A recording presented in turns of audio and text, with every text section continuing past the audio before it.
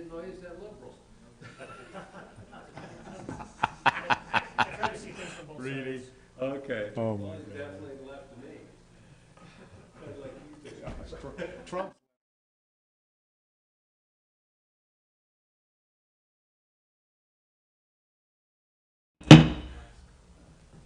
Welcome. This is our Weber County Commission meeting on this, the 6th day of July, 10 o'clock. We're glad to have you here. This is the Weber County Board of Commissioners. Seated to my right is Commissioner Scott Jenkins. Seated to my left is Commissioner Gage for I'm Commissioner Harvey. Our Pledge of Allegiance this morning will be led by Gary Myers. Our invocation by Mr. Cortland Erickson, and then I'll have the thought of the day. Mr. Myers? Please stand. Repeat after me.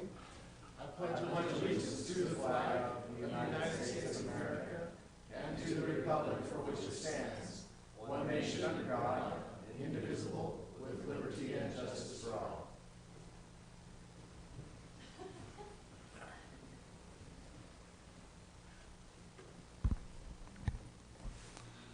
Our Father in heaven, we're thankful to be gathered in a place of relative peace and prosperity. We're thankful for the chance we've had to celebrate Independence Day.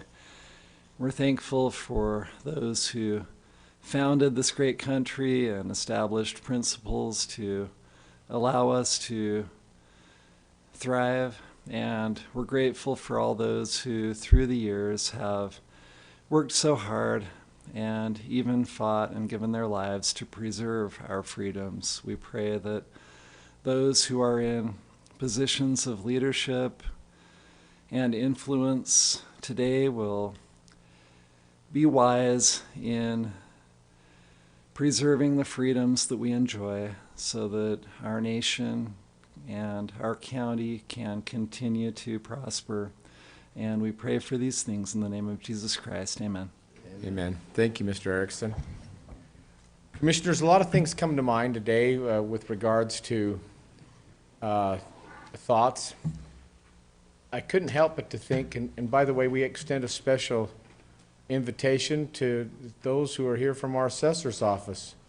Thank you for joining us today. You're welcome every week. We're here at 10 o'clock each week, and just in case some of you are interested anyway. You know, in my lifetime, when I was younger, I played the drums. Especially the younger, it was the snare drum, and so I did a lot of rat-a-tat-tat and cadences and things pertaining to marches and things with the flag ceremonies and different things along the way.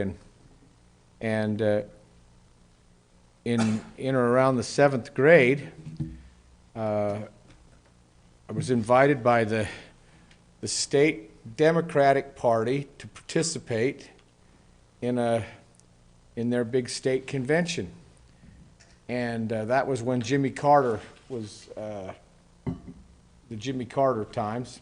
That explains everything. Well, should.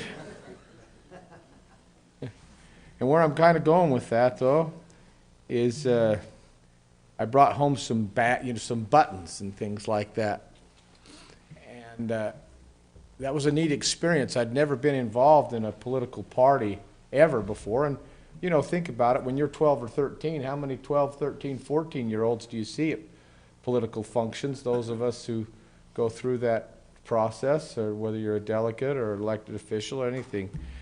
And I was quite taken aback by it. I kind of I didn't really understand politics and didn't understand how things were going in the country, but I always found it a little fascinating there, and I watched with interest. It made me pay attention a little more as we were introduced to a certain kind of jelly beans. After that, we were also introduced to, the country was introduced to Billy Beer. Remember that from his brother?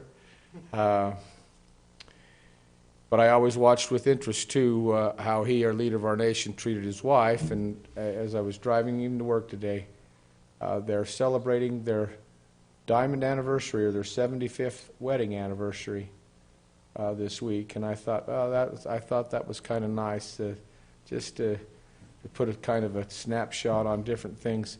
But my thought more pertained to, I don't know why I mentioned that, but my thought pertained more to celebrations with regards to the 4th of July. We had an opportunity, all of us had an opportunity to participate in the 4th of July representing the county in parades across the different areas, and whether it was Marriott Slaterville or Huntsville or Plain City or Far West, or a number of different things, and seeing the people there and happy and waving or smiling, and for the most part, in fact, I don't remember one jeer. We were at, I had, just for all of you to know, I had the privilege of being with Plain City's own student body president, favorite son, Scott Jenkins, and boy, they came out in the droves. And next time I'm going to record on my phone that, because there's a lot of good stuff I can get on Scott from just the crowds yelling at the street. But what a great experience. And hopefully old Commissioner Jenkins came with these sacks that are just full of candy, just weighted down like he was going to the gym carrying kettlebells. And we threw out candy and just shower. These kids would go everywhere. It was really fun. We had a great experience. And he'd keep things loaded. And boy, when we both got out of our seats, there was just probably about as much candy in the car as there was outside the car.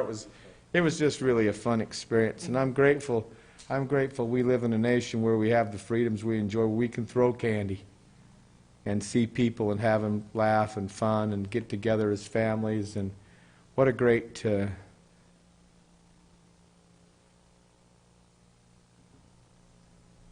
privilege we enjoy, that we can get together with our loved ones and friends and family and celebrate things that are good and pure and right.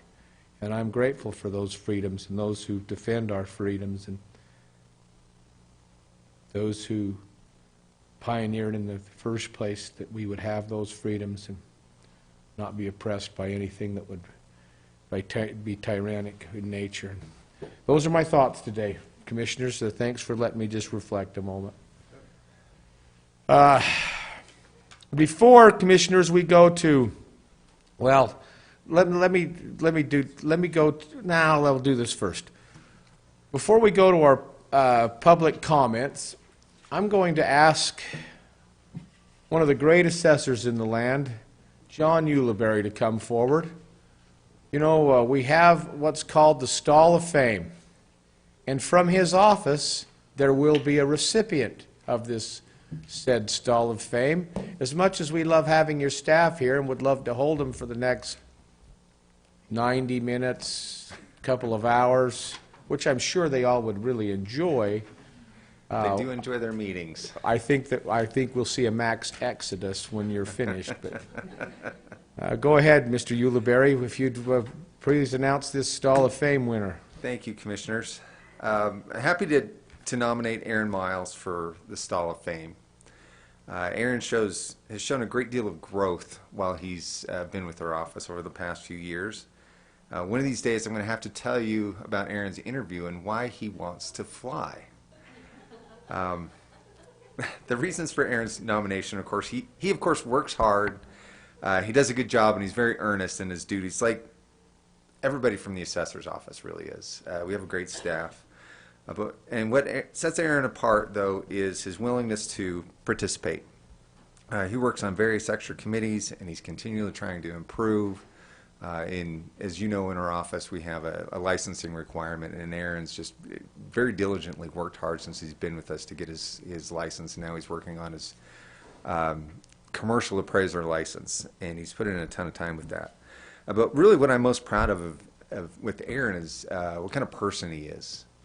We always strive to hire good people. That's our first criteria when you want a job in the assessor's office is we look at you and we judge you on whether we think you're a good person or not. And I don't mean necessarily what church you go to or, what your morals are, but, how do you treat your fellow human being? Do you treat them well? Do you offer respect to people? Do you treat the customer well, even when they don't necessarily deserve it at that particular moment? And Aaron does all of these things. So to sum that up, I'm very happy to nominate Aaron for the Stall of Fame. Anyway, thank you very much. Thank you. Commissioners. Let's give Aaron a round of applause.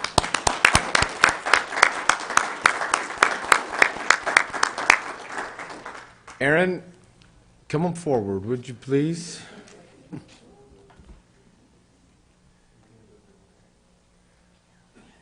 Do you have anything you'd like to respond? This is a wonderful opportunity. Without retaliation, you may respond to Mr. Yuleberry's claims or say anything, and then we'd like to present you with the coveted keychain and, more importantly, the parking stall closest to the door for the next little while. So, anything you'd like to say, Mr. Miles? Just like to thank John. He has a good sense of humor, and I'd like to joke back and forth about a lot of things, but just thanks for the honor. Thank you. Stay here. We'll get a picture of you two. Commissioner, let's sit down. Just I do love telling that story. It's a good story. Congratulations. You bet.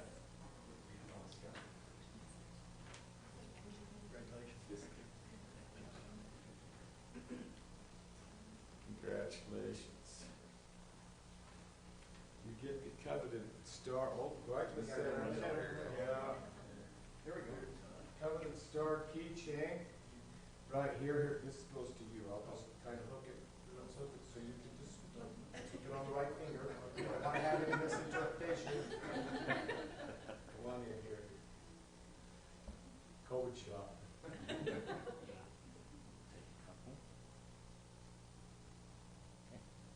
You know, Ricky used to be our own Ansel Adams at one time. Nobody knows who that is. Thank you, John. Thanks, guys.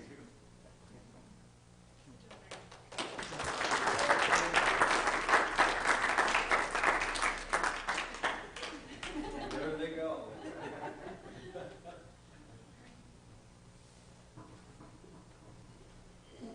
I feel like Pharaoh as Moses leads the people out of Egypt.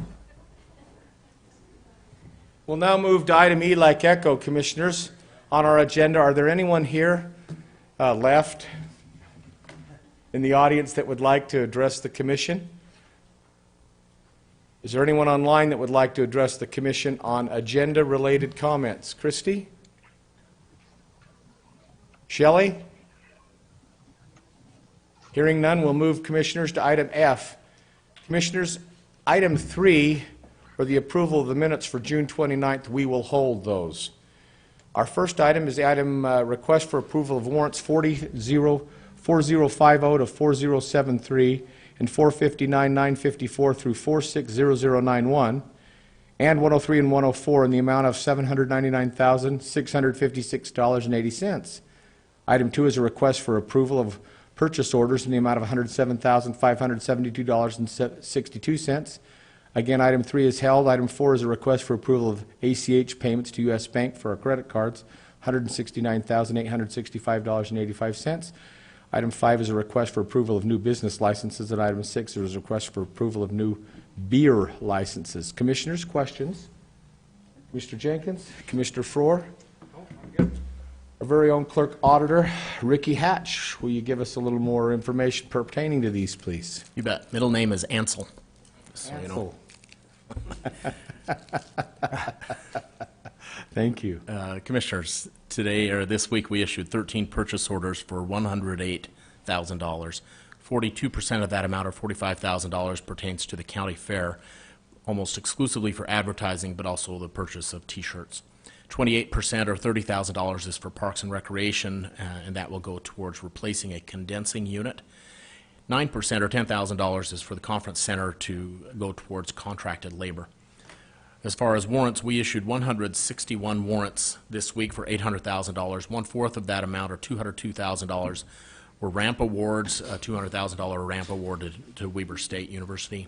14%, or $111,000, is for the county fair, which was for entertainment and attractions at the fair.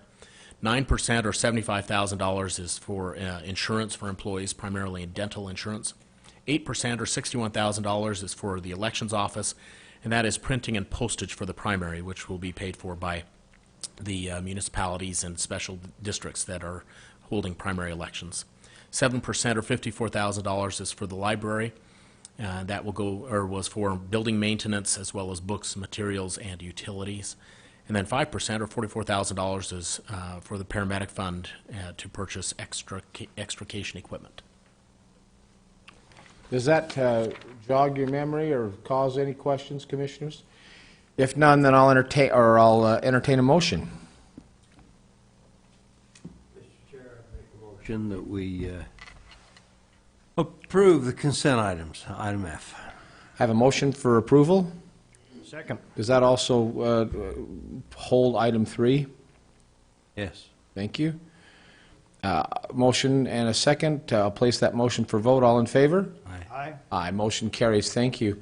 Item number G is an ordinance. This is a request for approval of the final reading of an ordinance of the County Commissioners, Weber County, amending the fees for the Ogden Eccles Conference Center and Perry's Egyptian Theater. Our presenter will be Miss Jennifer Graham today. Miss Graham? Thank you. I'm covering for Cassie as she's got some well-deserved time off today. So, yes, this is our second reading to have our ordinance changed. This is the ordinance that Cassie and her new director of sales, Monica Anderson, have been through to just check out the fees. As you recall, Cassie mentioned that they added all of the AV fees as we are up and running with our AV department and have been for a while, as well as kind of getting rid of the sliding scale and putting a more consistent discount in place that is based off of your catering and food and beverage. Commissioners, questions for Miss Graham regarding this second reading? No questions. I appreciate, again, your being more fair and always making improvements to what is already a great center over there. Commissioners, this will be ordinance 2021-22. Is there a motion? Mr. Chair, I would move to approve ordinance 2021-22, which is the final reading of the ordinance of the County Commissioners of Weber County amending the fees for the Ogden Eccles Conference Center and Perry's Egyptian Theater. Great. I'll second that. I have a motion and a second. I'll place that motion for vote. Go ahead, Mr. Taylor. Commissioner Frower, Aye. Commissioner Jenkins, Aye. Chair Harvey. Aye, thank you. Thank you, Ms. Thank Graham. you. Our next one is a request for approval of this is a resolution, 27-2021 of the County Commissioners of Weber County, authorizing the filing of cross appeals for the 2021 centrally assessed properties. Mr. Erickson, great to have you here. Thank you, Commissioners. Each year, as you know, property taxpayers who own certain businesses that cross county lines or otherwise by statute are assessed by the tax commission, they have a chance to appeal their assessments. They have that chance between May 1st and August 1st. When they file an appeal, counties have the opportunity to join as parties through doing what's typically called a cross appeal. That allows counties to participate in the litigation that goes forward on those appeals. We have 60 days after the taxpayer files an appeal to file our own cross appeal or join that appeal. So in this year, so far, PacifiCorp and CenturyLink have already filed appeals. PacifiCorp filed on about May 21st, so if Weber County wants to become a party, join that appeal, we have until July 20th to file. So we have this resolution today as authorization, if you choose to allow the Attorney's Office to file a cross appeal, join as a party in both the PacifiCorp and CenturyLink appeals. It's pretty likely that other taxpayers, right around the August 1st deadline, will file their own appeals, so I may be back in front of you in a month or two with a second resolution to take care of those others that we don't know who they are yet. But if this is something that you would like to do, this resolution will accomplish that. Comments, Commissioners? Commissioner Ford? Question, if I might, Mr. Chair.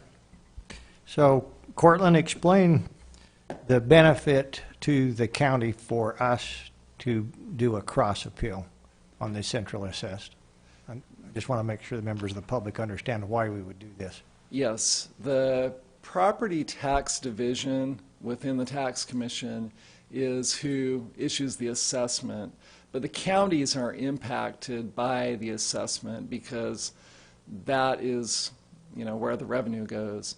And so if one of these taxpayers files an appeal, the counties have an opportunity to jointly support the value that the property tax division assessed.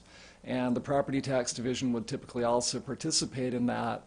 But we put, you know, our resources together, put on a united front to make sure that these values are fair and that they are upheld if they are correct. Occasionally there's something legitimate that needs to be fixed, but otherwise one of these centrally assessed taxpayers might conceivably fight the appeal without much opposition. And so by making sure we participate, we have a seat at the table in order to evaluate any settlement offers, anything that's going on in the litigation, to protect the interest that we have in the revenue that comes into the county through these taxes.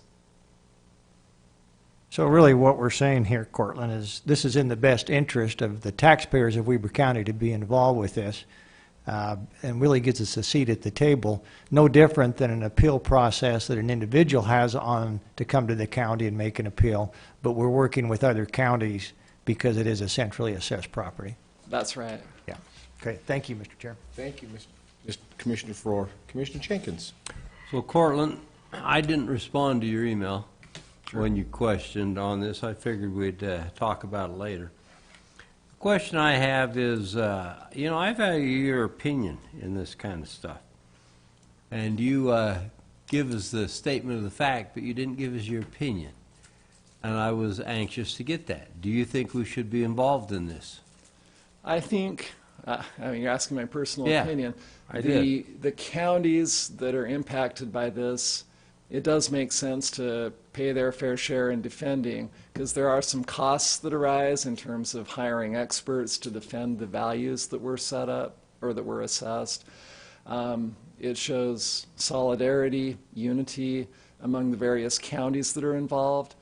There could be a perception that if we don't join the appeal, we're getting a free ride on the shoulders of the counties and others who do participate. And that's maybe more of a political question than a legal one, but even from a legal standpoint, it does show, again, the solidarity, the unified voice among the counties who do seek to have the proper valuation upheld when it gets before the tax commission. So it makes sense to me. Thank you. That's exactly what I wanted to hear, Mr. Chair. Great, thank you very much. Commissioners, now that you've had a chance to comment, would either of you like to make a motion regarding Resolution 27-2021? Mr. Chair, I'd make a motion to approve Resolution 27-21,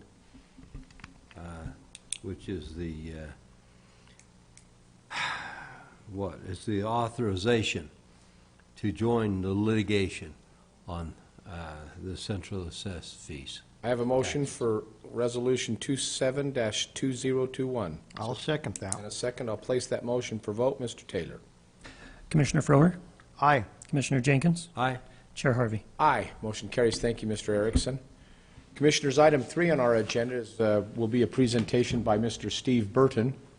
There he is. It's a request for approval of a contract by and between Weber County and Blaine Burnett to guarantee improvements with the Maple Meadow subdivision. Mr. Burton, go ahead. Hi, Commissioners. This normally would just be approved by the county engineer, but because it's more than $25,000, it has to go to you. This is basically just improvements in the Maple Meadows subdivision in Eden.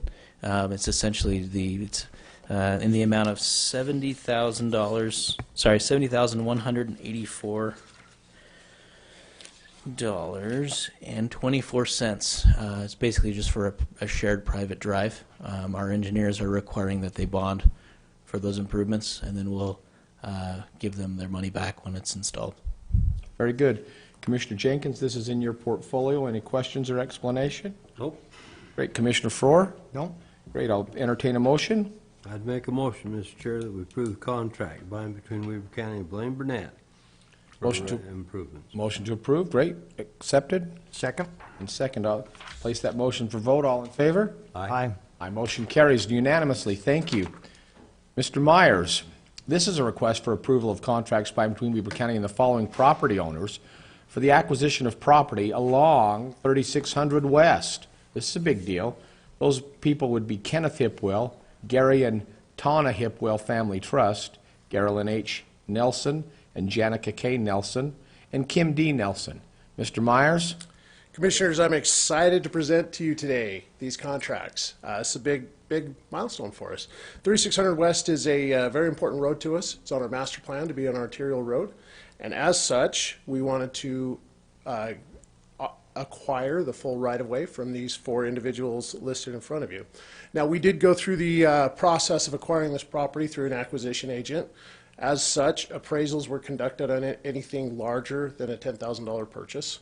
And then an appraisal review was also performed on those appraisals as they were done. Our intent is to do a closing on all 4 of these at a title company so that we can do the proper research on the title, make sure we get that nailed down the way we want it for us as county property. Any questions for you gentlemen today? Commissioner Jenkins? No. Commissioner Farrar? No, other than, Gary, this has been a long time coming. I appreciate your work on this. And I guess I do have a question. So this then would leave no property that we need of still acquiring? In front of their homes. As we proceed further, as the road continues to develop further north, we will acquire that. But for that section of road, we're covered? Correct. Okay. Yep, this nails it all down. Commissioners, I'm sorry, I don't mean to belabor the meeting, but I would like Mr. Myers to explain the process by which we are using now to acquire property in future subdivisions, so that we don't have to keep doing this in the future. This is a shift in management style that we've taken over the last 2 or 3 years, and can you just explain how we're doing it now? Very much so. Thank you, Commissioner Harvey. This was a little bit painful. We really should have acquired these properties earlier on as developments happened and properties were improved. Moving forward, as we allow properties to develop, as the landowners get approved, we will have them dedicate that right away to us as part of that improvements to the property. Then we won't be having to go back and acquire it as we did in this case. So hopefully that clears that up a little bit, Chair Harvey. So, to me, Commissioners, this represents a shift in process so that we're more efficient and we don't bind or place future commissions in a similar situation. So this, I think, represents good county government that's when it's unincorporated. Very much so. Commissioners, with the presentation being heard, I'll entertain a motion. So moved, Mr. Chair. Second. I have a motion and a second. I'll place that motion for vote. All in favor? Aye. Aye. Aye. Motion carries. Thank you, Mr. Myers. Thanks, gentlemen. Get that done. Me too. Thank you. Now on to item H, like hotel, is a request for a motion to adjourn our public meeting and convene a public hearing. So moved. Second. Motion second. All in favor? Aye.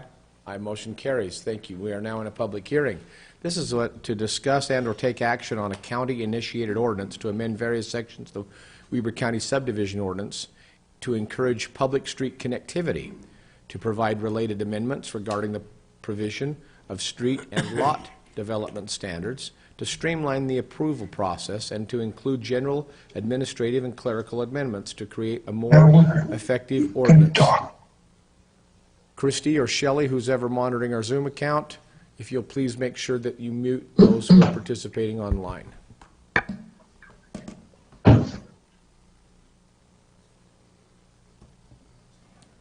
Charlie Ewert, you're a presenter here today. Will you please make that presentation? I sure will. Thank you, Commissioners. Hope you guys had a great holiday weekend reading 90 pages of a staff report. I apologize for the length of that. Let me share my screen here and let's dive in. Hopefully we don't have to read 90 pages today, but I am more than happy to entertain how you guys may want to review this ordinance today. So the primary reason we're here, and we discussed this a little bit in work session a week or two ago, primary reason we're here is to add a paragraph in the ordinance, essentially, that allows county staff to work with developers to negotiate voluntary contributions for street connectivity. So if a developer comes in and proposes road alignment or road configuration that meets the best, highest and best use that they would consider for their property, they're entitled to do so under our existing ordinances, our existing rules. And in some cases, that doesn't meet the best street connectivity for the community. And so we want to give them the opportunity to realize an incentive in making better connections than what they would otherwise do, and work with the county planners and the county engineers to look at the connections of the community and figure out where streets could possibly connect. Essentially what this means is that, let me give you an example. We've got a development that is actually waiting on the passage of this ordinance to proceed.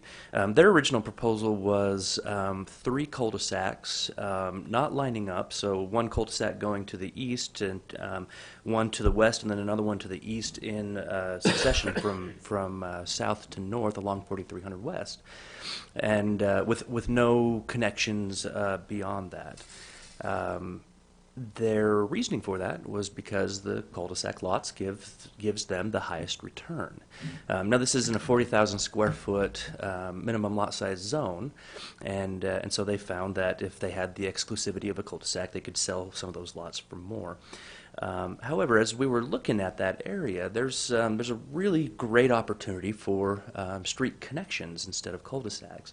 And we realized that the developer has the opportunity to make a little bit more money on these cul-de-sacs, so maybe we can help them create an opportunity to make a little bit more money just overall, both by making connections that the communities will benefit from in the future, connecting neighborhoods to adjacent neighborhoods, but also making those connections for them and also making a little bit more money. So one of the suggestions that we have is to change our ordinance to allow a developer to use the base density calculation that we've previously adopted. We use base density calculation for determining what density is in a cluster subdivision or in a PRUD.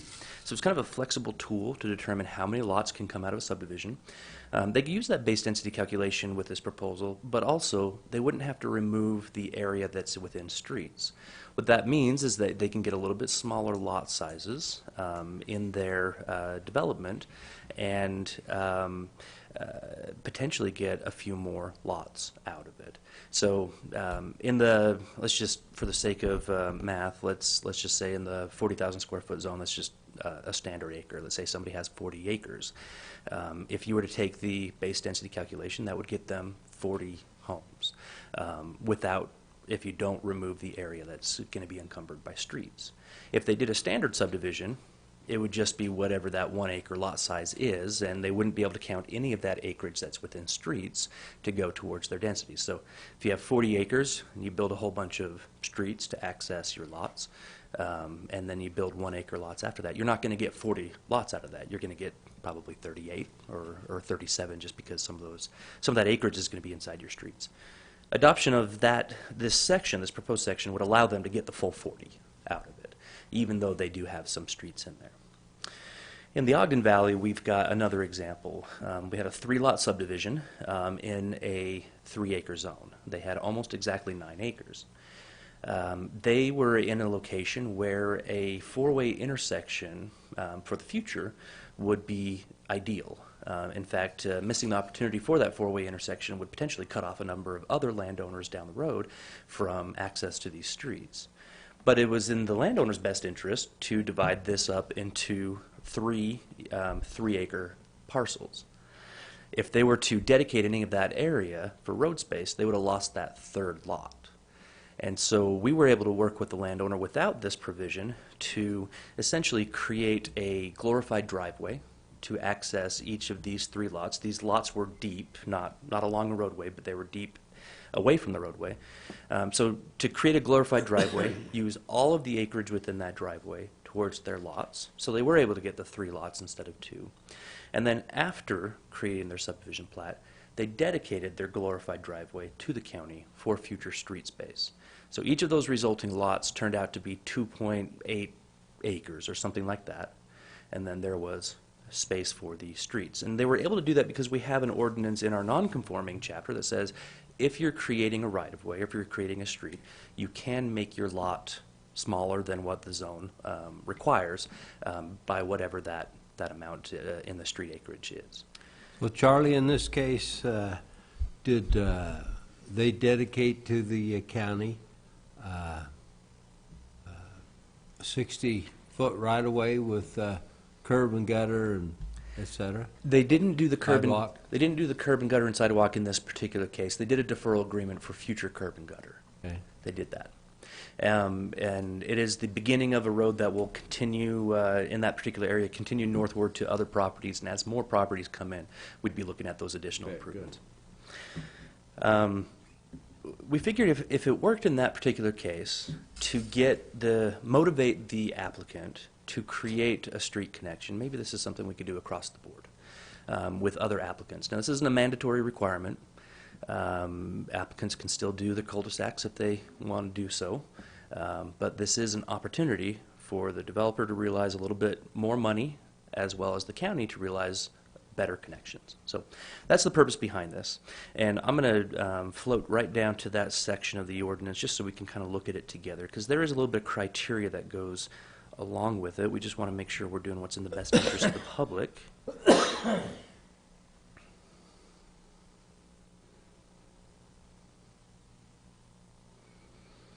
Apologize, bear with me.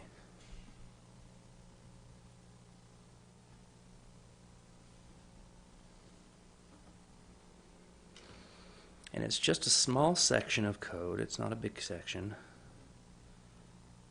Let's see. We're getting there.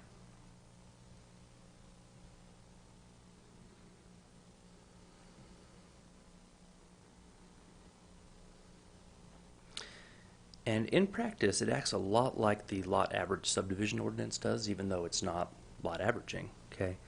So it's actually a tool kind of like lot averaging, so we're calling it the connectivity incentivized subdivision. So basically, there is not an entitlement to this. So an applicant can volunteer, but the county is not obligated to approve it. So that's number one. And we would want to try and improve it whenever we've got great street connectivity.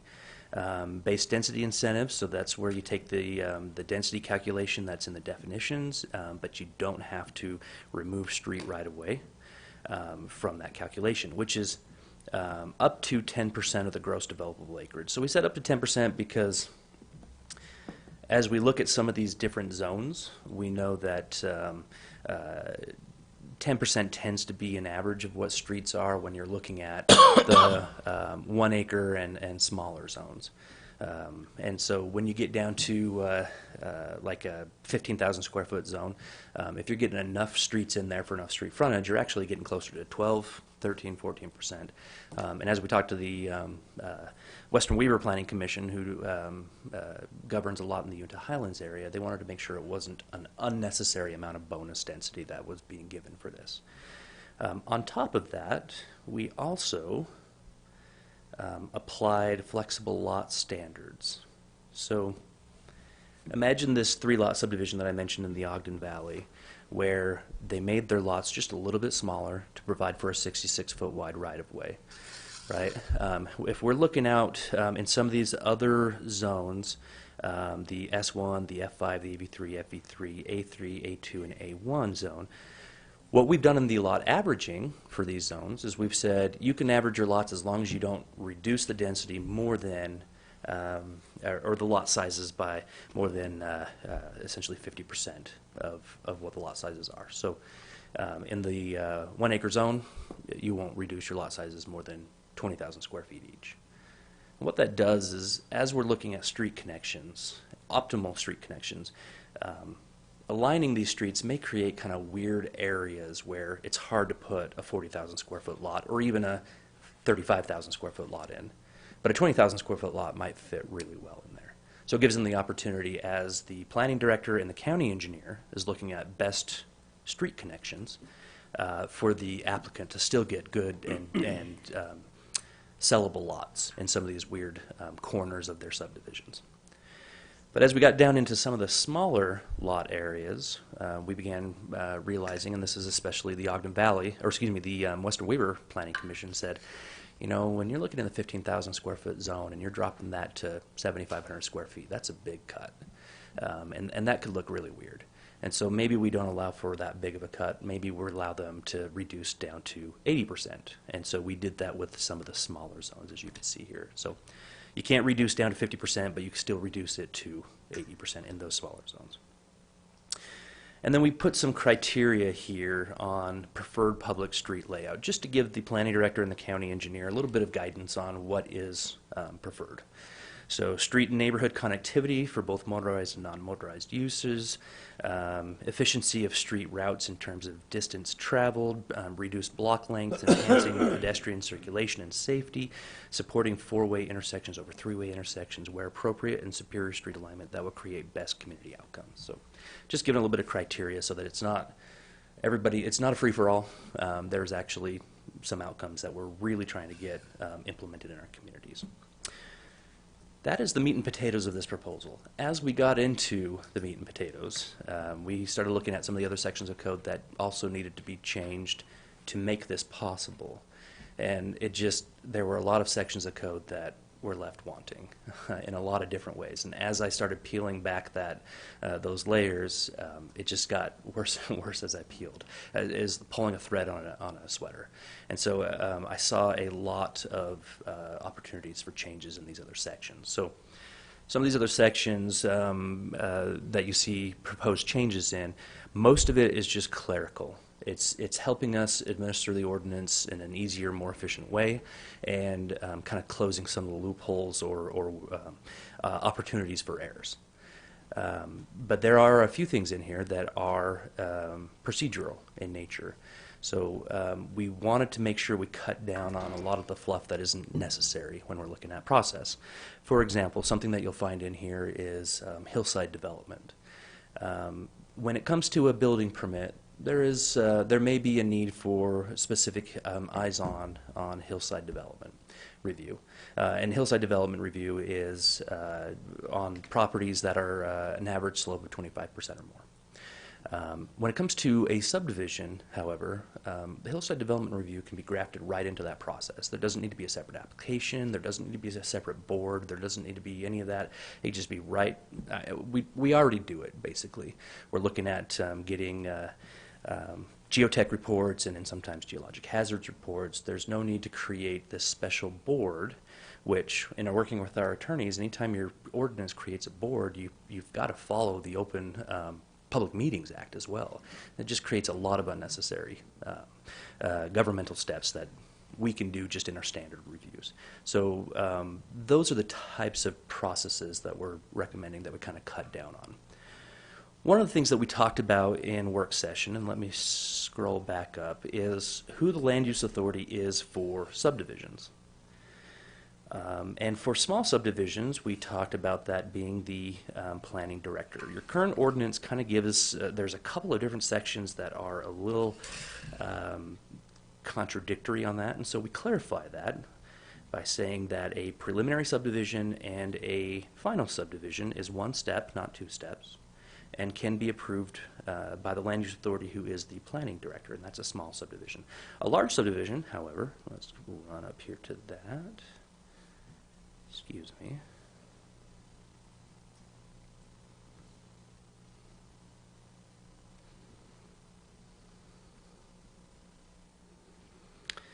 A large subdivision right now says that a preliminary subdivision plan has to go to the Planning Commission, and the Planning Commission is the land use authority for a preliminary subdivision plan. But then once you get to final, it requires Planning Commission recommendation and County Commission approval. Now, we chatted a little bit about, at our work session with you guys, about the possibility of cutting one of those steps out, going to the County Commission as final approval. And what you guys mentioned was you like being involved in the process. And so I apologize. Let me find that spot here just so we can kind of get that out of the way.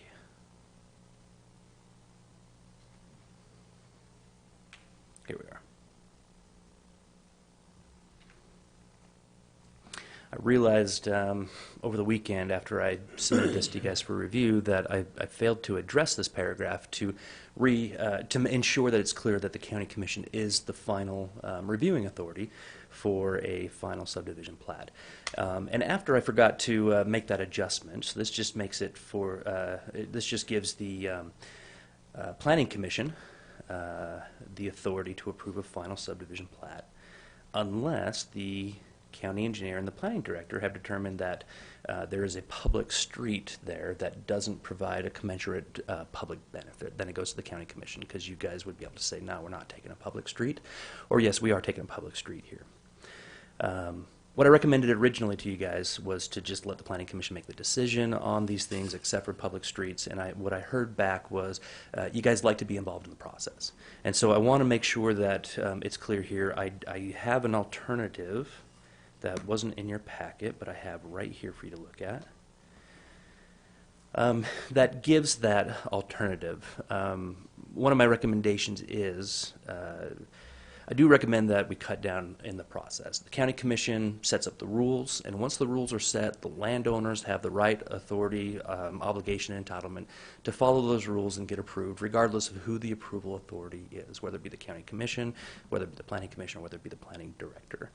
And so my suggestion still is that we cut somewhere from that process so that we're not spending an extra couple of weeks to get things through the approval process.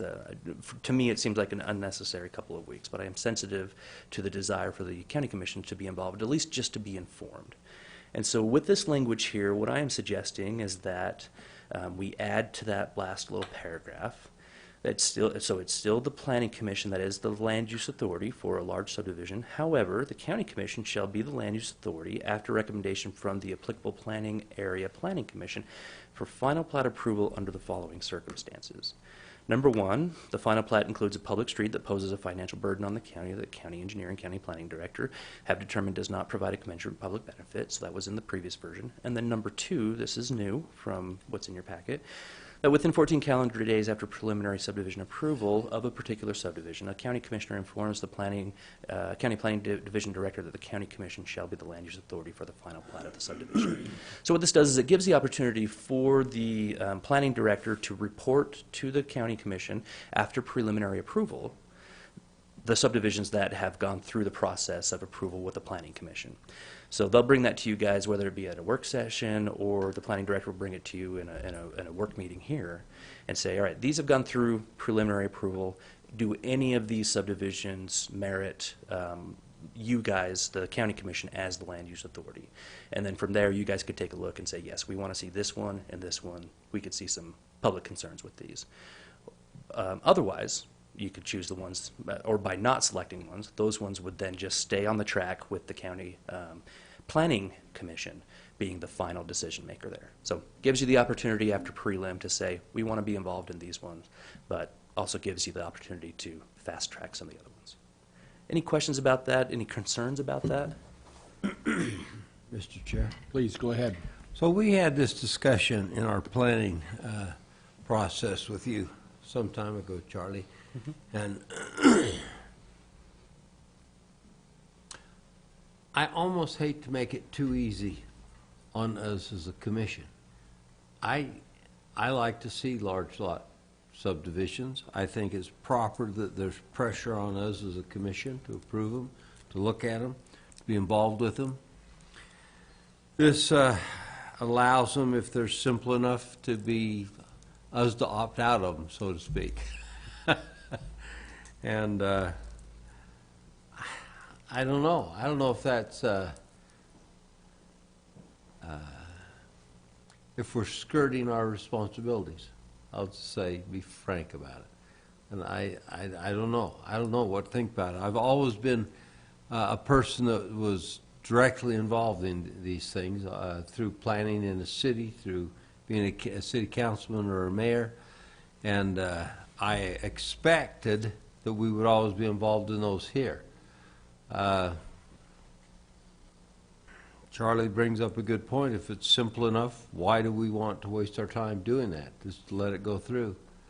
But I don't view it as a real waste of our time. I think it's always been our responsibility, and I don't mind continuing to do that. So, I don't know. I just thought I'd bring that up. I don't know quite what to think of this, Charlie. I'll be honest with you. You kind of got me second-guessing myself right now. I don't mean to do that at all. And to that effect, we can very easily change this to say that the Land Use Authority is the county commission after, and we could use this language here, after recommendation from the applicable planning area planning commission. And if we were to say it like that, that's exactly the process that we have right now. So let me tell you what ends up happening here. On one hand, if you don't look at it, you say, well, we don't want to slow it down. But on the other hand, if they are requiring small changes or things that are important, I think it's our responsibility to look at things and try to be consistent. It's like our citizenry expects us to be involved with them. And anyway, that's one of the reasons I kind of feel the way I do about some of these things. So I don't know. Not sure. Mr. Chair? Please. So, Charlie, the way that your first proposal talked about, and this addresses Commissioner Jenkins' thought process, which, you know, I agree with, that we have that responsibility, but we're just doing it at a different venue. The way I understand it, correct me if I'm wrong, is we would examine those preliminary plats during a work session, and then so the time that we would examine those, and if we had any concerns or issues with particular plat, we'd say, look, we're the Land Use Authority, this needs to come before us. That's right. So I can see some benefit. To me, it's just a matter of, I like doing these in work session. Yeah.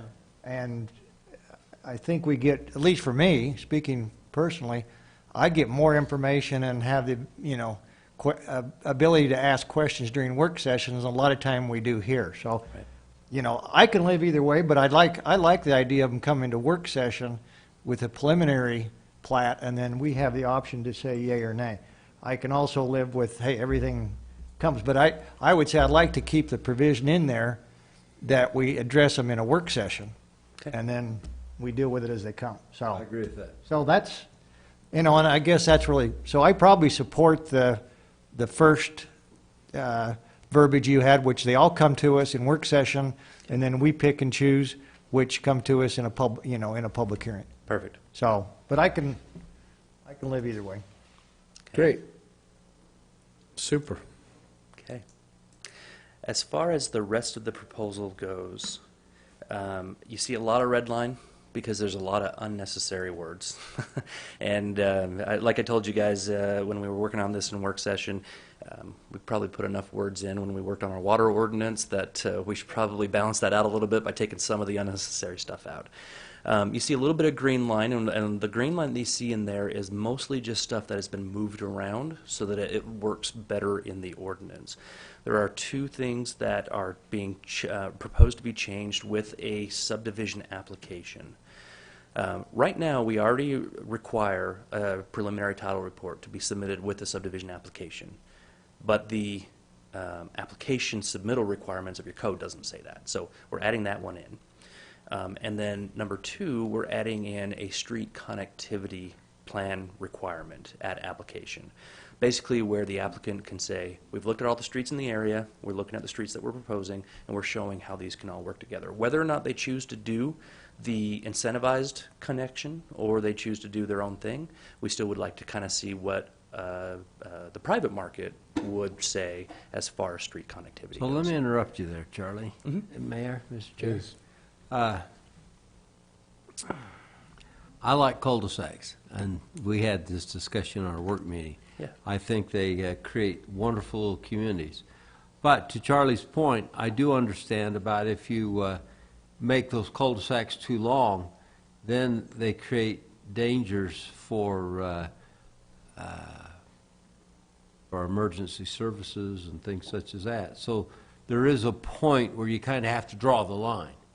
And I think it's very appropriate what you're suggesting, that we look at street connectivity. I think that's absolutely appropriate, and I'm very supportive of the concept. Great. Thank you. Well said. Okay, that is my presentation. Any questions or comments about the changes that you guys have seen?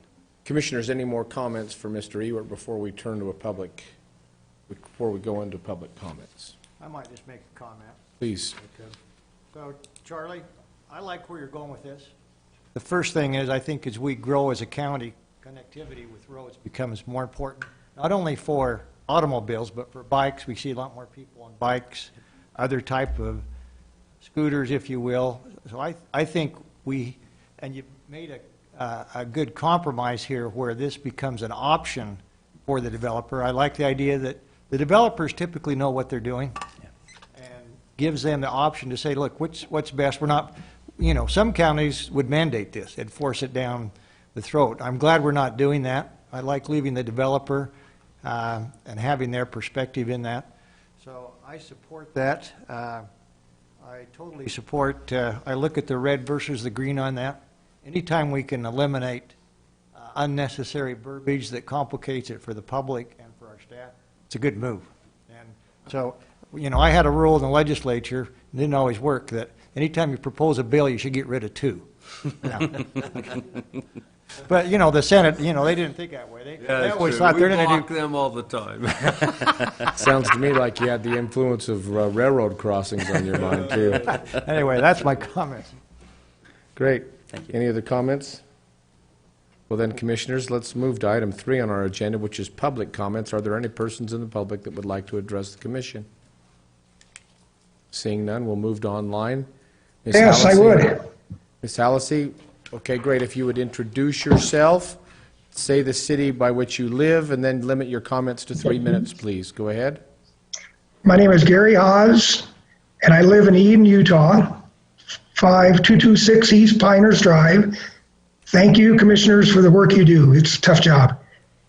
And I would like to address a road that was put on hold back in 2007 from Howard Schmidt's development, Eagles Landing, to Highway 138.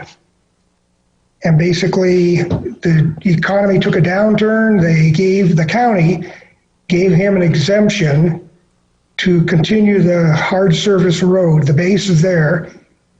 And it's time now that the economy is good to confirm and have him finish the road thoroughfare. It would take a lot of traffic off of Elkhorn Drive, which runs next to my place. Years ago, Mr. Lowell Peterson lived on that road, and he was against it. He since passed away. And now that road surely needs to be completed from Elk Ridge Trail down to Highway 138 in Weber County. Thank you very much. Thank you, Mr. Haas. Are there any others online that would like to comment? Just a minute. Yes. Give me your name. My name is Bonnie Haas, and I'm Gary's wife. And I have really had a hard time with the traffic going up and down Elkhorn Drive. It's become a thoroughfare. And I'm standing out there with a sign that says 30 miles per hour, please. And they're just 50, 60 miles an hour. And it's just gotten so terrible. And until we get that exit road out, which would be wonderful, I'm proposing 30 miles an hour is actually too fast up here. And of course, people go faster than that. I'm suggesting that we probably move it down to 20 or 25 at the most. And maybe removable speed bumps all along Elkhorn Drive, because I've had so many people stop me and say it's gotten totally out of hand up here. And the sheriffs try to help, but they don't show up that often. And then people slow down, but that's about the only time they do. And I'm just proposing a lower speed limit up here and some speed bumps that would, especially just going up the hill right to John Lewis's new retreat. They just scream up and down this road, and it's very, very hard. I can't even sit outside and have a conversation, because we have like at least 10 cars a minute. There are so many people that live up here now, and some of the homes up in Trappers can seat 30 people, and so that's just one home. And there are so many cars that keep going up and down this road that I really think that we should lower the speed limit and put some removable speed bumps in there to slow people down, and I appreciate all that you do. Thank you. Thank you, Bonnie. Are there any others online that would like to comment? None that I see, sir. Thank you. Hearing none. Commissioners, we'll take action on we'll have I entertain a request for a motion to adjourn our public hearing and reconvene a public meeting. So moved. Have a motion? Second. And a second. All in favor? Aye. Aye. Aye, motion carries. Let's move to item number 5, to take action on this public hearing, which is, again, I'll restate that action, which is a request for approval of an ordinance to amend the various sections of the Weber County subdivision ordinance to encourage public street connectivity, to provide related amendments regarding provision to street and lot development standards, and to streamline the approval process, and to include general administrative and clerical amendments to create more efficient ordinance. Mr. Ewert, before we do any more dialogue, can you address the comments made by Gary and Bonnie Haas? I sure can. Those comments aren't specific to this ordinance proposal, but I can show you. I believe I know where they're talking about. I've got it pulled up. So here's Eagle Ridge Trail and the Schmidt property. Charlie? Oh, sorry. Share. Let's try that one more time. While those comments may not pertain to this and may be out of order, I would like to let them get an answer from you, Charlie. So thank you for entertaining it. Absolutely, happy to. Okay, we there? Perfect. Here's Elk Ridge Trail here, and here's the road that is proposed to come down. So it comes down through this land here. This is Mr. Schmidt's property, and then connects into Highway 158 right there. It is a proposal. There is a development agreement that was approved or reapproved with a time extension. I believe it was 2 or 3 years ago that gave them an additional 10 years to get this project done. And I'm not entirely certain what is holding the project up. I do believe the market is there to get this project going, but really we're just waiting for the landowner at this point. So hold on. Elk Ridge through. So he had 10 years to get it done, and it's been 10 years, right? Sorry, they had a period of time, I believe from 2007 onward, and that time expired. They came to the county commission to extend that time a year or two ago. Actually, it might have been 2 or 3 years ago, and their development agreement was extended another 10 years. And so they've got a few more years before that development agreement expires. When they re-upped that development agreement, part of the conditions of giving them the additional 10 years was that they build essentially an emergency egress for that entire subdivision along this line here, which also doubles as a pedestrian pathway. Is that egress in place? It is. It's built and it's in place. Mm-hmm. Thank you. And then Elkhorn Drive is this road that comes in here, comes to this cul-de-sac, and then comes out and stubs to the adjacent property over here. There are actually a few locations where more connections can be made, including as it comes down around here and connects down into this area here, or up and around this way, and also comes down to the same location. And from there, we could see the potential of other connections. But I think specifically to the speaker's concerns, both of their concerns, the lack of this connection here, I think, is probably pushing a lot of folks onto Elkhorn, which would push a lot of people coming up into here to connect over to Highway 158. So once this area is more complete, I think you'll see a lot of that traffic be reduced.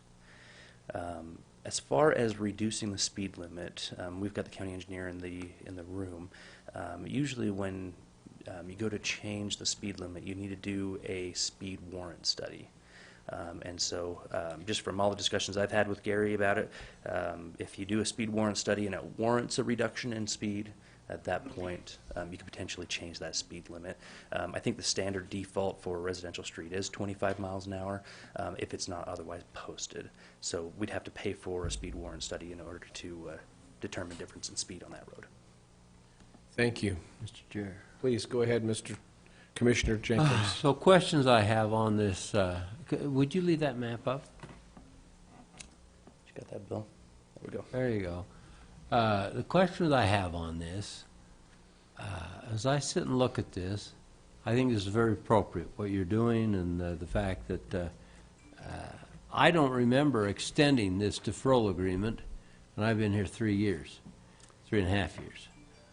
So might have been a little bit longer than that. I'll have to go back and look at the I just actual wondered. date. But anyway, this Elkhorn Drive, this all dead ends in here, right? This whole and there's thing, no yes. through streets out of the whole place right now. That's correct. So how do we approve these kind of agreements when out on 7500 West we can't do that? That's a great question. A question that I think I started asking when I was first hired in 2014, including the connections that's going up to Powder Mountain. Right. A lot of stuff going on single accesses. That's a question of the day. Now, what we are doing... Hold on now. He says the question of the day. You just got ready to jump to another thing. Well, I want to tie you down here. I want to give you... Answer my question. How do we approve this when there's not another access? When we won't allow another developer to even start now. Right. Because of it. And yet this, as the whole subdivision's divided, and I agree that they have other access planned, but we just give them a deferral agreement, and it's probably, I'll bet, 3 years into it, so they're 7 years out that they don't have to do that, and we're not requiring that. How do we do that? Because it's not fair. I agree. Agree with that. I agree. I don't have an answer for you. So you didn't personally do it? No. Commissioners before us do that? My understanding of most of the dead-end issues that we're seeing came before. Yes, before this commission, before your current I see staff. Sean out there just about ready to jump out of his seat. Do you have an answer to that, Sean? I will stay here. These are planning decisions that were made decades ago. Quite a while ago. That have led us to where we are now. Now, we are, as Charlie is saying, we are making those changes and we're doing things differently, but we have to live with what was done. Yeah. Well, all I know is I think it's appropriate what we've done up here to allow them to develop. And as time goes on, they are fixing these issues. But if it's fair for them to develop under this kind of an arrangement, it's really fair for the people on 7500 West to develop under a similar arrangement. If we need to put a time on there that it has to be done in so many years, or you know what I mean? Yeah. An arrangement made, because and that's kind of the way development happens. And where we now have 2 developments on that street wanting to do it, it's like, can't we somehow come to an agreement or an arrangement, or you know what I mean? Yes. Something in there. And you'll see an agreement, an arrangement coming forward, at least for one of the 2 developments on 7500. I've got a meeting set up with the other developer on Friday to hopefully come to the same kind of arrangement, which... Even if they have to price share for a second... egress. Egress, Yep. right, exactly. And we were actually speaking with another developer in this area who's looking at property here to When you create... say here, you're talking about the Upper Valley? Oh, yeah, sorry, I'm circling the area on the map, which isn't up on the screen right now. There we go, that helps us. Property right here in this area that's looking at the potential of making these connections, which I think is really important. There are the subject I was gonna jump to is how do we fix the problem? As you look at the small area plan for the Eden area, which will be coming forward in the next few months, as well as you look at the general plan for the area, we do show in the general plan a connection from this cluster of homes tying back to 158 over here, which if Howard Schmidt does create that connection, that will be one. But then you still have all this area that still is a dead end at the end of Elkhorn, which the small area plan for Eden will take essentially one of these existing roads that are in here and potentially create the potential for an extension up. And we chatted about that in work session. Oh, it's probably been about a year with you guys about the connection here, as well as the connection in the Liberty area between, I believe it's Sheep Creek, and there's another development along the river over in here to essentially create an extension here on the general plan or area plan. And if we do that, we're at least planning for the connection in the future. So as we see new development coming forward, we can say, okay, you can develop, but there's that road, you got to go make some extensions there. Help make those connections. And hopefully we can do the same thing in 7500 West. Thanks, Charlie. You bet. Any other questions for me? No, you know, having learned, continuing to learn on this, Commissioner, I may or may not have been, I don't remember the extension specifically part of it, but I think once the agreement's made in this kind of a situation, extension for 10 years, I could see 1 or 2 years. Philosophically, I don't know that I would have, but there was a different person in charge of that portfolio back then too, and there was a lot of stuff that I don't remember, you know, Sure. so. Well, Commissioner Harvey, whether you were or you weren't, the extension is to allow that developer to have their entitlements preserved for a period of time. It's not to force the developer to install something within a No, period but of time. the developer makes an agreement, Mhm. and you do what you say you're going to do when you say you're going to do it. We've learned that in a lot of places. That's how it goes. Right. So to preserve the right is another thing, in my mind. Right. You do what you say you're going to do when you say you're going to do it. So to go another 10 years, this is tough for not just the Haws, but the other folks that are along that road. To see it now from a different vantage point or viewpoint, there's a lot of density right there, and I'm with Commissioner Jenkins on this. You know, how would we do that where we're not doing it now? So I think it's been a cause for good discussion on this. Absolutely. Mr. Chair, I'd make a motion that we approve H2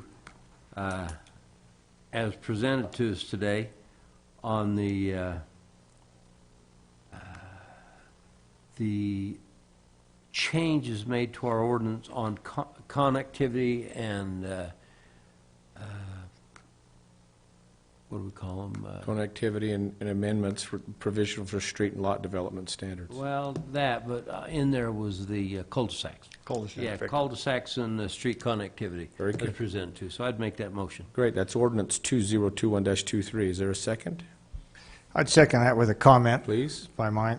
So I think as we look at that subdivision up at Wolf Creek, it's a perfect example of what connectivity, what can lead to bad policy when we approve it without putting in some thought into connections.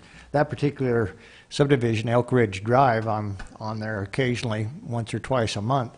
When I was in the probably 10 years ago, 10 to 15 years ago, I received a number of calls for the same situation. Why wasn't that extension ever put in? And we know the answer. That 10-year agreement's been around for a while, Commissioner, quite a while. But so I think this is a good example of what we should be looking for is putting teeth in the ordinance and the 10-year requirement I also struggle with. There needs to be a time frame, and it's probably not after 300 homes are up there when that road goes through. It's time for that road. The issue that the Haws bring up, and I've chatted with them at least online, is a real concern. I've talked to the sheriff about it. I think the traffic study is probably warranted. I know the sheriff has spent some time up there at that four-way stop. But, without an additional ingress for these particular areas, there's a lot of homes that are dumping onto that one road. So unfortunately, we can't cure that. That was before our time, but I think we can, with this ordinance, look for the future, making sure this doesn't happen again.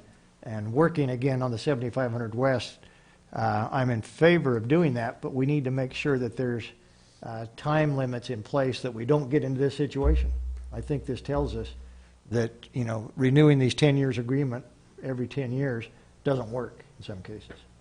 This takes a lot of pressure off the other crossing of the golf carts up there. It'd take a lot of pressure off of the homes up there because they would just go in another way. That's all there's to it. Yeah, I hear on occasion that, people crossing that road with their golf cart sometimes come in Well- near harm's way. Oh, I was with Commissioner Jenkins. Of course, I was on the 90% kill side and barely, just, holy mackerel. You know, it's amazing, sometimes people, just out of perception, lose their cool, and I don't understand how that happens. Well, you're not on the We- 90% kill Yeah, side. we had plenty of time there. I have a motion and a second. This ordinance 2021-23. Mr. Taylor?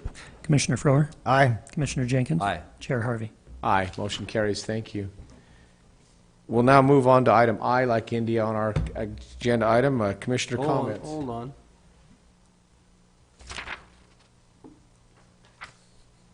I did not make a motion to approve the entire That's what I was wondering.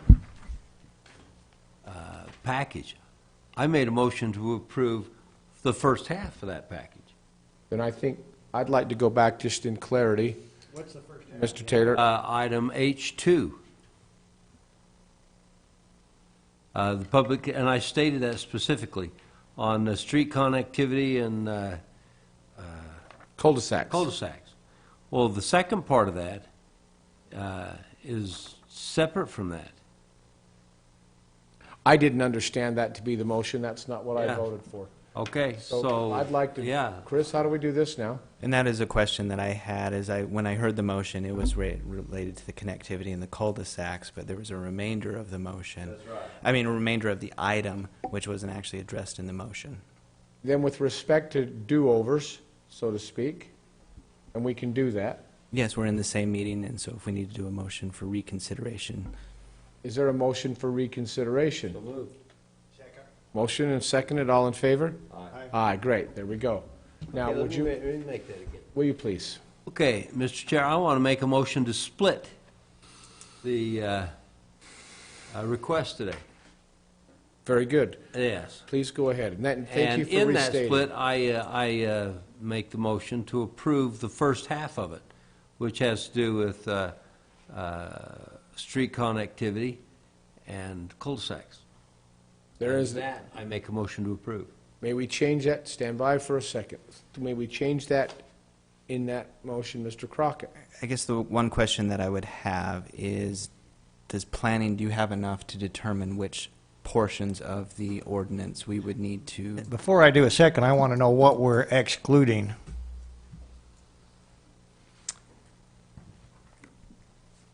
Let me pull this up, make sure I'm understanding as well. Hang on I one second. appreciate that. I didn't Yeah, understand. that's okay. Well, so let's talk to that. The part we're excluding is the second part written down there, where it says subdivision ordinance encouraging, provide, let's see, to streamline the process, to include general administrative and clerical amendments to create a more efficient ordinance. That's the part that I've excluded. I want to address that separately. Okay? I'm okay with that. Yeah. And I guess my question would be, is that clean enough for you to know which parts to keep on? And Charlie, which we're parts to waiting take for off? your answer before we, Okay, I think so. I'm pulling it up here just to make sure we're all on the same page. Okay, let me go back to share the screen.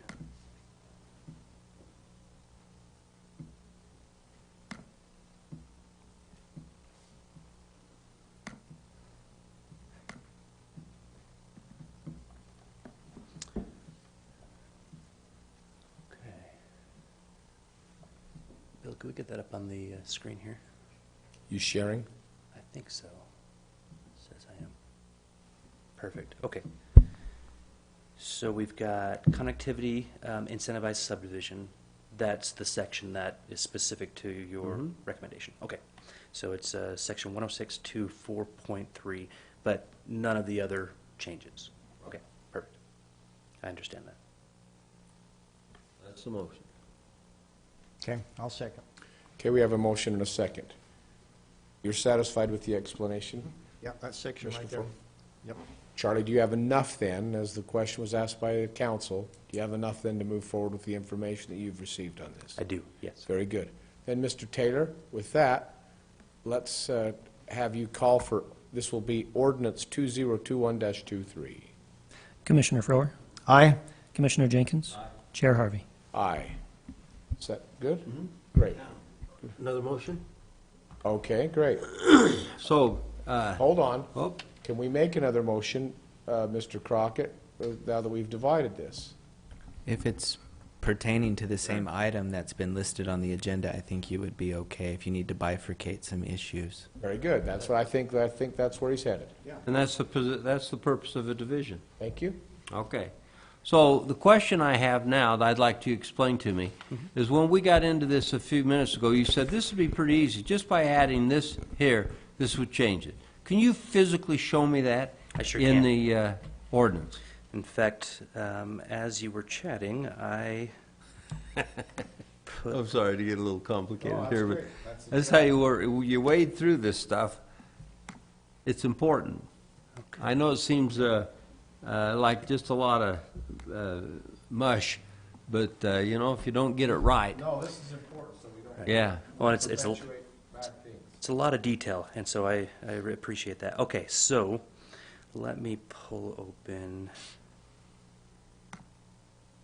Okay, forgive me for just a second. Let me bounce back up to that section, and I'll show you the differences. Because as we were chatting, I went and made the changes in the proposed mode, so you could see what it would be.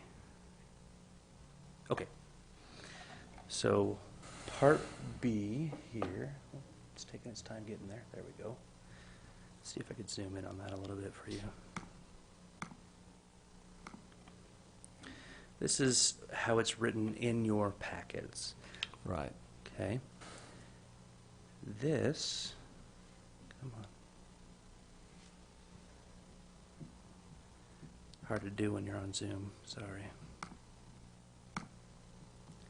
This is how it was written in the Word document that you saw and how it could otherwise be changed in the ordinance. So you've got a Part 1 and a Part 2 now in this paragraph.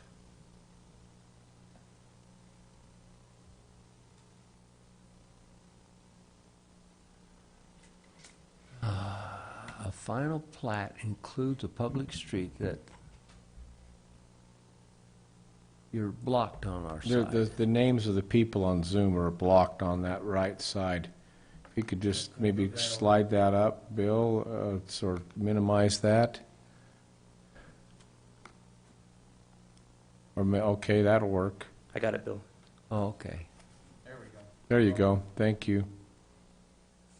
That's word on the county that the county engineer and planning commission director have determined does not provide a commensurate public benefit. Within 14 calendar days after preliminary subdivision approval of a particular subdivision, a county commissioner informs the county planning division director that the county commission shall be the land use authority for the final plat of the subdivision. So that requires a county commissioner within 2 weeks, 14 days, to give. Just notice that they're going to be the, Hold on, the county planning division director, that's you? That would be Rick. Rick Grover. Rick, okay. So it requires the county commission to take a positive, an action. That's correct. It requires us to take an action, and without that action, it automatically goes to the land use authority. Which would be the planning commission. To the planning commission. Correct. Makes them the land use authority. That's right. And so under this provision, what this would do is give you the opportunity to direct the planning director just on a standing basis to report to you in work session or in email or in however direction you guys want to see it, what items have received, what subdivisions have received preliminary approval by the planning commission. And any of you three would have the exact same authority to say, Director Grover, I want the county commission to be the land use authority for this subdivision. Does it just take one? Yeah, one? Just one. So, commissioners, I'm not quite sure what to think of this.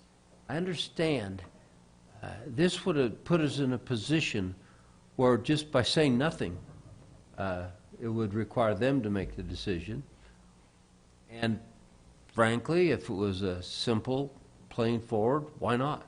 You know, why burden someone to come back to here? Especially when they're working with the Planning Commission on a regular daily and meeting basis. It streamlines it. Well, other than the way that that's written with 1 and 2, anything with a public street keeps us still with, if it's a public street, it automatically comes to us. The only reason, the only subdivisions that we would have to weigh in on to come to us would be those without a public street. So a little bit different. It'd be a public street that imposes a burden that the planning director and the engineer doesn't determine is commensurate with the. I can say, how can you have subdivisions without a street in it? What's a burden? I mean, to me, a burden would be we have to snowplow it. So I guess that's my question is, what would you actually call a burden? So the burden being commensurate, what we've done, think back to when we looked at private streets. Under private streets, we said if it is a street, for example, that's crossing a geologic hazard, okay, or is a cul-de-sac that creates no public benefit whatsoever, those streets could easily be determined to be essentially a burden on the taxpayer with no public benefit. Well, I could argue the fact that it's in our Planning Commission's presence is a burden. Sure. Because it is costing the county financially a little bit of money. Sure. Okay. Yeah, absolutely. And that's why I put commensurate to the public benefit. And so most streets, in my opinion, as a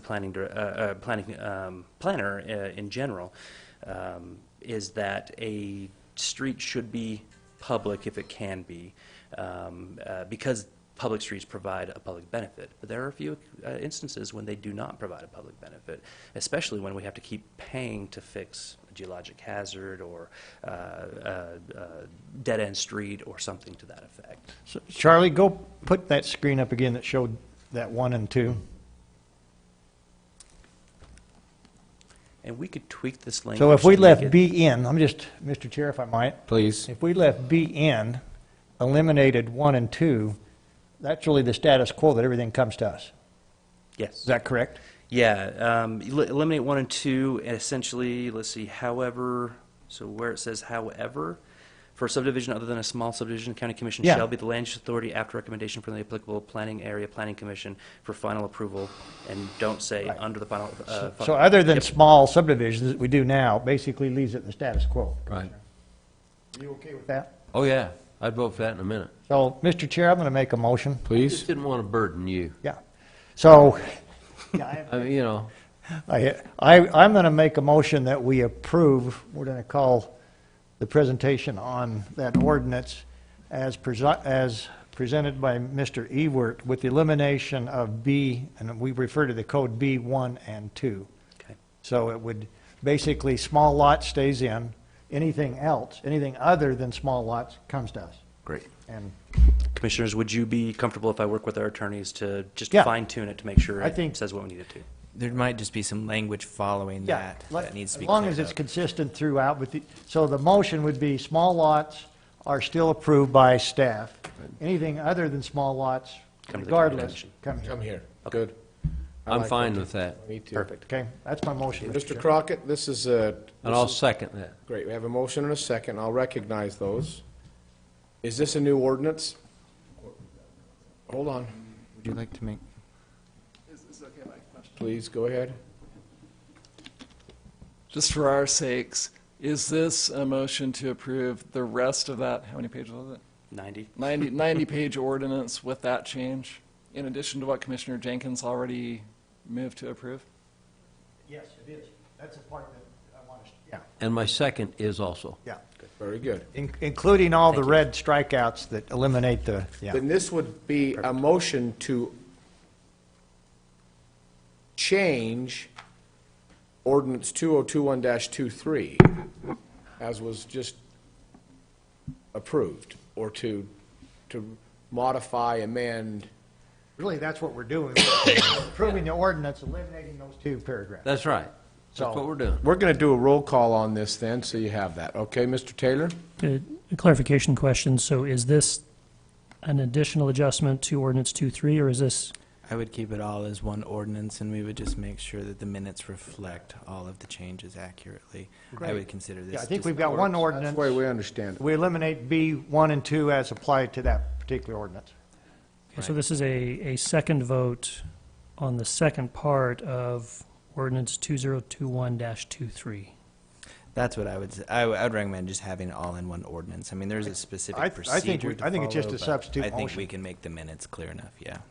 So, Even though we, question on the motion now. Go ahead. So on B there, the last sentence you were talking about, however, subdivision other than a small shall, you moving it so fast I can hardly, shall be the land use authority after recommendations of the applicable planning area planning commission for the final, yeah, actually, that works out great. I love that. That's good. I think that's what we're after. Okay. Let me propose a small tweak right here. I'm going to let you read it right now. Try that paragraph from the beginning. Land use authority designated. The land use authority for final plat approval of a subdivision other than a small subdivision is defined by section 102.220 is this land use code is the county commission after recommendation from an applicable planning area planning commission. The land use authority for the final plat approval for the small subdivision is the county planning division director. Mr. Erickson, Mr. Crockett, Mr. Hatch, Matt in the back, appreciate having you here. Sean, Christie, Bill, we appreciate all of you. Leanne. Okay, item number I is commissioner comments. Comments, commissioners? I think I've said enough of mine today. Okay. I'd be glad to say, you know, this is how you do it at the state. It's not all good, right what we do down there, but we talk about it. And I love the fact that we sit and talk about this and work it out. Yeah. So I appreciate both of you on that, and I feel very comfortable about the decisions we've made. Yeah, good So thank you. decisions. Great. Very good. Thank you very much. With that, I'll entertain a motion for the last item. Move to adjourn. All in favor? Aye. Motion carries.